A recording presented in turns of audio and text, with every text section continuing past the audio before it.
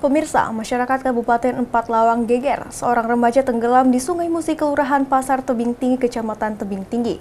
Korban ditemukan dalam keadaan tak bernyawa dengan jarak 10 meter dari tempat kejadian. Korban diketahui bernama Rahmat Purnomo. Ia masih berusia 16 tahun.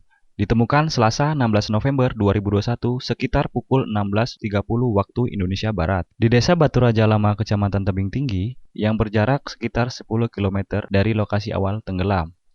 Kepala Unit Basarnas MLM, Wahid Ivan mengatakan pencarian dilakukan secara bersama dengan warga BPBD, Dinas PKDP, serta beberapa pihak lainnya. Ia mengungkapkan korban sudah ditemukan dan jenazah langsung dibawa ke rumah duka. Selain itu, Basarnas mendapatkan laporan kejadian tenggelam tersebut sekitar pukul 11.00 waktu Indonesia Barat. Lalu kami langsung mempersiapkan peralatan sehingga sekitar pukul 02.00 waktu Indonesia Barat tiba di TKP dan tidak butuh waktu lama sekitar pukul 16.30 waktu Indonesia Barat bersama tim gabungan berhasil mengevakuasi korban tersebut. Sementara itu, kronologi kejadian diketahui korban mandi bersama beberapa orang temannya. Namun korban ternyata tidak bisa berenang sehingga terbawa arus Sungai Musi lalu tenggelam.